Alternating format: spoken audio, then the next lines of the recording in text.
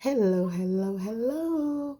This is your girl, Kimmy, with Straight Arrow Motivations. Motivations. It's time for your motivation. It's time for your motivation. It's time for your motivation. It's time for your motivation. Hello, hello, hello. This is your girl, Kimmy, with Straight Arrow Motivations. And Straight Arrow Motivations is intended to uplift, to encourage, and get you to be your very best self. So, how are you feeling today? I hope that you've had a wonderful day, and I hope that things will go well for you for the rest of the day and the rest of the week, whenever you're watching this.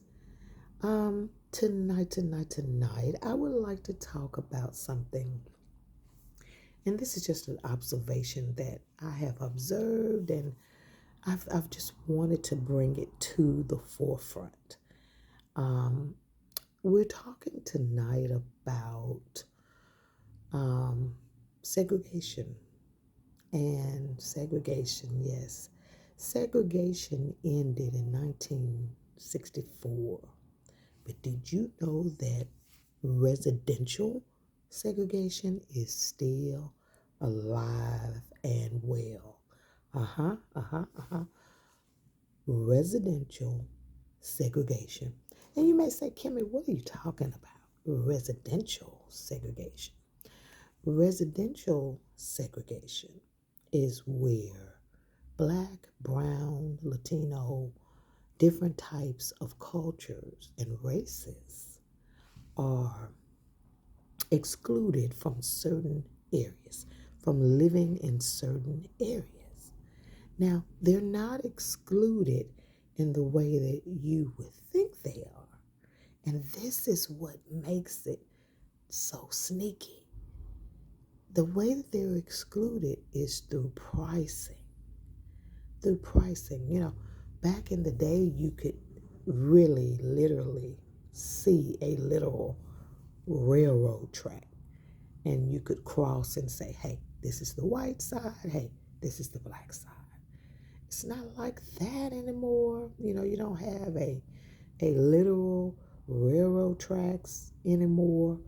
Maybe some towns you still do, but most of the places you don't have it. But the way that they are dividing cultures now is through economic and residential segregation. They're placing these homes so high that even not two parent, but two income families still cannot even think about obtaining the American dream. Home ownership, owning a piece of land, that is considered the American dream. Used to be. I don't know if it still is. Put it in the comments if you don't think that home ownership is a part of the American dream anymore.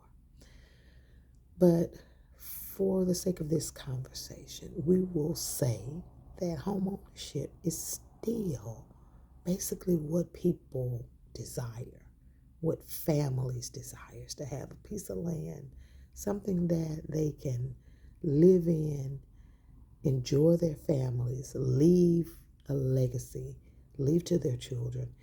And it's just almost unattainable. And especially when you start to look at certain urban areas. Now, I have lived in Dallas, Fort Worth. And Dallas, Fort Worth, when I first moved there, it's always been considered a major urban area. But over the years, it really, really has just boomed into a mega urban area. And housing has increased, oh my God, 500-fold. You know, when I first moved there was land just everywhere, but slowly this land began to be taken up and, buildings put upon. And, housing, the average salary in Dallas is between about $70 to $95,000. And you would say to yourself, that is a great salary. It is. But the houses average has moved up to 400, 500, half a million. And like I said, for some families, that's just not obtainable.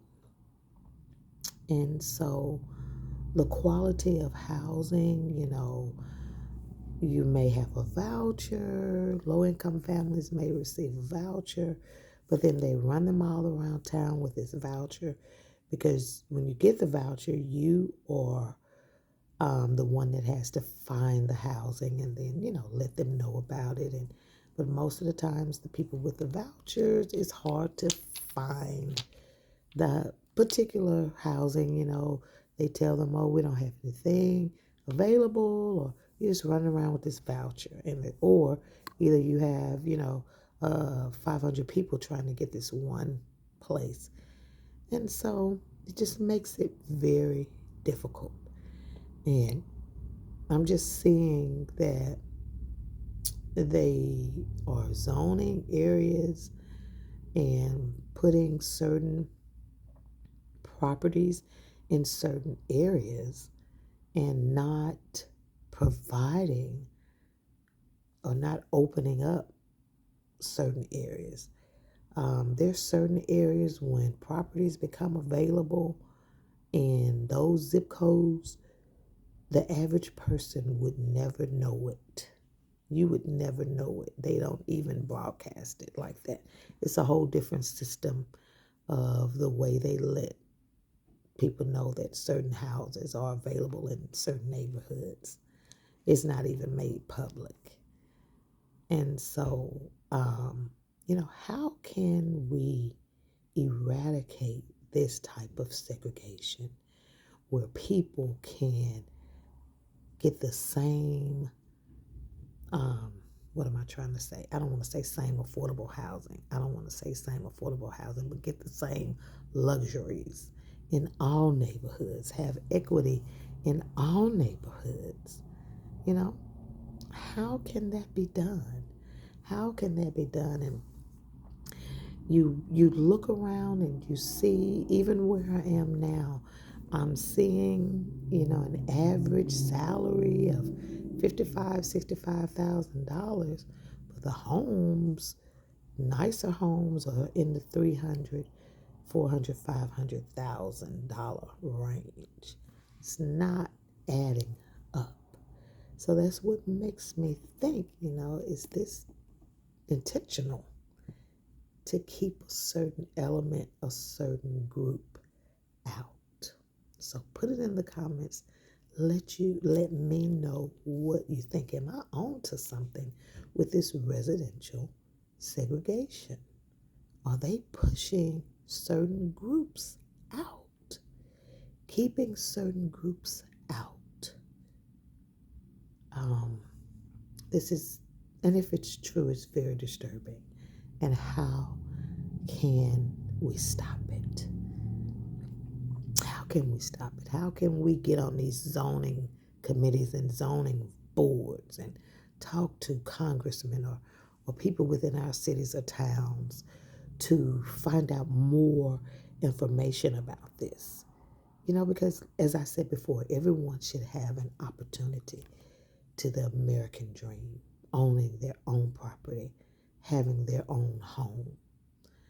And so also riding around, this is my last point, you see these houses that are dilapidated and everybody's moving from these areas and they're totally destroying neighborhoods.